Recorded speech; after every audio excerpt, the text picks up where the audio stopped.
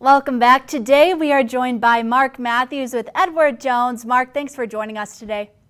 Glad to be here, Mary Grace. Thank you. Glad as well. Today's topic is how to use tax loss harvesting to potentially lower your capital gains taxes. And so we'll just jump right in. And Mark, before we get into it, I do want to know, can you just explain what is tax harvesting? Yeah, so this would apply to investments a person owns outside of an IRA or retirement account. Those types of accounts don't have tax harvesting, but in your not after-tax investing, you may have a capital gain that you realized by the sale of some shares of something or a mutual fund or even real estate.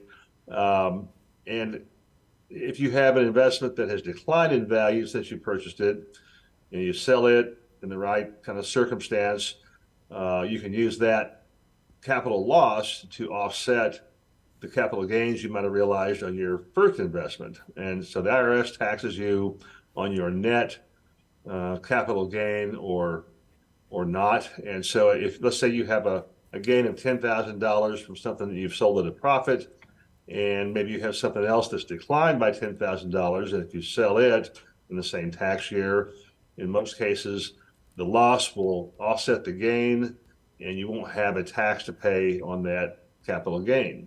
And it doesn't have to be the whole amount. Maybe you have a gain of $10,000 and a loss of $5,000. Well, still you've avoided tax on $5,000 of that realized profit. And so there's a few rules about that. The main one is called the wash sale rule, which means that if you've sold something, but you buy something else that's just about like it within 30 days before or after that sale, then it's a wash. It's a wash. They don't count that because you own something else that's just about the same. And that's not hard to get around by virtue of other kinds of investments, exchange traded funds. There's ways to deal with that, and that would be something to talk to your tax advisor about, your investment advisor, to not let that hang you up. But things that you might want to consider selling could be investments that don't fit your strategy anymore.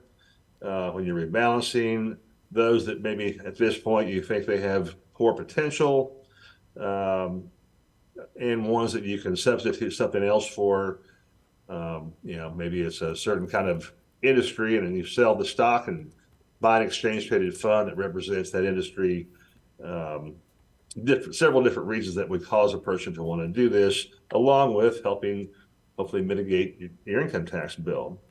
And depending on your income, that determines what your tax rate is on your capital gains. And I won't try to get into all that right now, but it can be helpful to a lot of people. And this time of year especially seems to be the time where it is fourth quarter, and people are looking at the end of the year. That's not too far away. And so the next couple of months, we'll hear more about that here, of situations where folks want to either realize some gains to offset some losses or vice versa. And it's just a good time to do that. One of those fall cleaning projects, kind of like cleaning out your yard. Yep, put that on your fall to-do list along with that yard work or whatever you've got going on. Sounds like it's a pretty good time to dig in with this with an advisor. And you can't give specific advice here, but you can in person. So Mark, how can people get in contact with you to discuss this? Yeah, so the quick and easiest way these days is to go to edwardjones.com and search for St. Joseph, Missouri, or the zip code that you live in or nearby, and it will tell you who in your area is available, and you can find them from there very easily. And you can make a contact from there, request an appointment, all those types of things. Awesome. Well, we appreciate it. Mark Matthews with Edward Jones, thanks again for joining us today. Thank you, Mary Grace.